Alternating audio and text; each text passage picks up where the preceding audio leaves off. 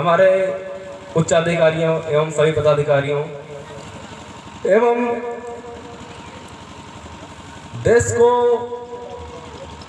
आगे बढ़ाने के लिए एक अहम भूमिका निभाने वाले हमारे बहुजन समाज के सभी युवा क्रांतिकारी साथियों को सादर जय भीम, नमो बुद्धाय, जय संविधान। साथियों, जैसा कि हमारे अभी महासचिव जी ने कहा कि हमारे कुछ लोग जय भीम बोलने में शर्म करते हैं, तो मैं आपको बता देना चाहता हूं, जय भीम सिर्फ एक नारा ही नहीं, सिर्फ एक नाम ही नहीं है। जय भीम अत्याचार, अन्याय, शोषण के खिलाफ एक बगावत है, जिसका चूंकि जहां पे जय भीम के नारे एक बार लग जाते हैं, वहां पे मनवादी व्यवस्था कांप उठती है। आप अगर यकीन नहीं होता तो कभी भीम आर्मी आजाद समाज पार्टी की भीड़ का हिस्सा बनकर के एक बार देखिए।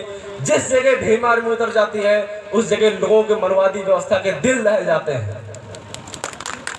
और इसी बाबा साहब की विचारधारा को आगे बढ़ाने के लिए हमारे मुखिया चंद्रशेखर भाई के नेतृत्व में ये पूरा देश आगे बहुजन समाज की विचारधारा को आगे बढ़ाने का कार्य कर रहा है। साथियों, बहुत सारी भ्रांतियां हैं आज के समय में बाबा साहब अम्बेडकर को लेकर के। कुछ लोगों का मानना है कि बाबा साहब अम्बेडकर सिर्फ दलितों के नेता थे। दलित बोले तो एससी, आज टाइम में जिसे लोग दलित समझते हैं उसे एससी कहा जाता है आज के समय में, संवैधानिक भाषा में। तो कुछ लोग समझते हैं कि ये दलितों के नेता है, इन्होंने ओबीसी के लिए कोई काम नहीं किया। ऐसा मैंने अक्सर सुना है। बहुत सारे ओबीसी समाज के लोगों से सामना होता है कि बाबा साहब तो तुम्हारे पूर्वज हैं, हमारे पूर्वज नहीं हैं। तो मैं उन्हें बता देना चाहता हूँ, जाके संविधान में अनुच्छेद 15, अनुच्छेद 16 और अनुच्छेद 304 जाके पढ़ लेंगे, जिसमें उनके सारे हक अधिकार जो है सुरक्षित किए गए हैं। बाबा साहब ने जब ओबीसी के आरक्षण की बात हुई, तो जब उनका बात नहीं मानी गई तो उन्होंने अपने जो कानून मंत्री थे उस पद से इस्तीफा देने तक का कार्य किया।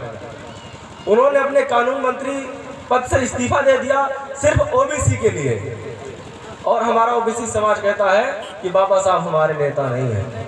साथियों, बाबा साहब ने जो संविधान लिखा, उसी की बदौलत आज हमारे पास पहनने के लिए कपड़ा, खाने के लिए खाना और रहने के लिए घर है।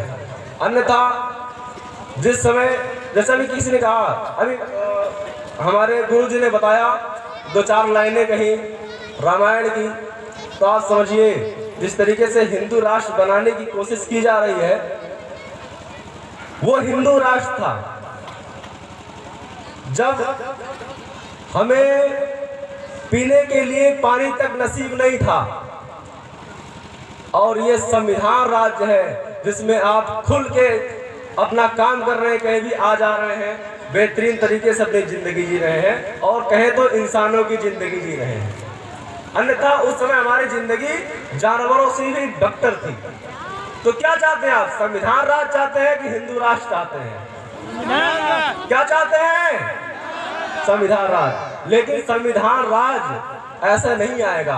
बाबा साहब ने अपनी जिम्मेदारी पूरी कर दी संविधान लिख करके, अब उसको पूरी तरीके से लिखित में लागू हो गई, ऐसी कोई बात नहीं। बाबा साहब के अंदर इतनी ताकत थी, उन्होंने लिखित में लागू करवा दी संविधान, लेकिन उसको अमल में हम लोग नहीं ला रहे हैं। हम लोग गीता, रामायण, कुरान खूब पढ़ते हैं, लेकिन आप कोशिश कीजिए कि आपके बगल में ये संविधान रखा हो। एक बार संविधान की किताब दिखा दीजिए। ये है हमारे भारत का संविधान। आप लोग एक बार कोशिश कीजिए कि इसे पढ़िएगा। मैं जानता हूं आज से 100 वर्ष पहले भी हमारे दादा परदादा जो है वो खूब रामायण देखे, खूब गीता सुने, भगवत गीता सुने, किए और करवाए, बड़ी बड़ी भीड़ गई, हजारों बार हमने रामायण देखी सुनी, अखंड रामायण हम लोग करवाए, लेकिन क्या आपका उद्धार हुआ उससे? नहीं हुआ ना। लेकिन मैं आपको लिखित में दे दूं अगर कहो तो, जिस दिन ये संविधान पढ़ लेंगे आप, उस दिन आपके हक अधिकार सुरक्षित जितने हैं वो सब आपको जानकारी हो जाएगी। आप चले जाइए थाने में, मैं ईमानदारी से बता रहा हूँ, एक अनपढ़ आदमी अगर थाने में चला जाए तो उसे एक छोटा सा सिपाही तक उसे थप्पड़ मार देता है, समझ रहे हैं? उसे थप्पड़ मार देता है और वो व्यक्ति चुपचाप आराम से साहब साहब करता रहता है। ये जानते हैं क्यों है? वो इसलिए है कि हम लोग शिक्षित नहीं हैं। जो व्यक्ति शिक्षित है वो अपने हक अधिकार के लिए खुलकर लड़ रहा है और उसे कोई दबा नहीं सकता। लेकिन उतना अभी अभाव है शिक्षा का, क्योंकि शिक्षा बेची जा रही है, सारा कुछ प्राइवेट किया जा रहा है। चाहे वो शिक्षा हो, रोजगार हो, रोजगार बोले तो सारी ट्रेनें प्राइवेट, हवाई अड्डे प्राइवेट, बसें प्राइवेट, जितना सरकारी संपत्ति है। और सबसे दुख की बात यह है कि हमारे स्कूल प्राइवेट कर दिए जा रहे हैं ताकि हम हमारे बच्चे पढ़ ना सके। और अशिक्षित रहेंगे तो क्या रहेंगे? गुलाम। भाई क्यों आपसे पढ़ने का अधिकार छीना गया? आपको शस्त्र रखने का अधिकार क्यों नहीं दिया गया? इसलिए ताकि आप गुलाम बने रहें। आज हमें पढ़ने का मौका मिला है, सरकारी स्कूल दिए गए हैं, तो अगर हम अपने बच्चों को उसमें नहीं भेज रहे हैं तो वो कमी हमारी है। हमारी माताओं बहनों को मैं एक बार आग्रह करूंगा उनसे कि कोशिश करें कि वो अपने सारे बच्चों को अगर अच्छे स्कूल भेज सकते हैं, प्राइवेट स्कूल भेज सकते हैं तो भेजिए, अन्यथा सरकारी स्कूल में वो कहीं ना कहीं पढ़ने जरूर जाएं। उसके साथ साथ अगर आपके बच्चे के विद्यालय के मास्टर ठीक ठाक से नहीं पढ़ाते हैं तो आप उस पर कार्रवाई भी करवा सकते हैं। और कोई भी आपको समाज में दिक्कत हो, किसी भी प्रकार की प्रॉब्लम हो, तो आप जिले की भीमारी आजाद समाज पार्टी से संपर्क करके उस अपनी प्रॉब्लम को बताएं। और आपसे वादा करते हैं हम जिला अध्यक्ष होने के नाते कि आपका हर संभव मदद किया जाएगा। साथियों, हमारे नेता चंद्रशेखर भाई, जैसा कि आज के नेता की परिभाषा ही गलत हो गई है। नेता का मतलब आज के समय में ये हो गया है कि जो अपना पेट भरे, बस यही तो है आज का नेता। लेकिन हमारा नेता ऐसा नहीं है। हमारे नेता का आप घर जाकर के देखिए, 2-4 कमरे के घर है, एकदम नॉर्मल सी जिंदगी है। शायद हमारे तो 2 मंजिल का बना होगा, उनका तो 1 मंजिल का है। उन्होंने अपने पे फोकस नहीं किया। उन्होंने अगर वो चाहते तो अपना घर भरते। इतना उनका नाम हो गया है कि कहीं से भी चुनाव लड़ सकते हैं, किसी भी पार्टी से। लेकिन उन्होंने अपना अलग रास्ता इसलिए चुना क्योंकि जहाँ तक देखा जा रहा है हर पार्टियां अपने अपने हिसाब से कहीं न कहीं अपना अपना काम करवा रही हैं।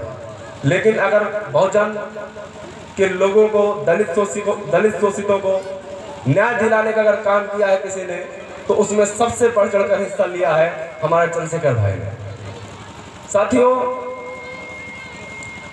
आपने देखा होगा, चाहे वो मनीषा का कांड हो, चाहे वो इंद्र मेघवाल का मामला हो, ऐसे अनगिनत जो है मामले हुए।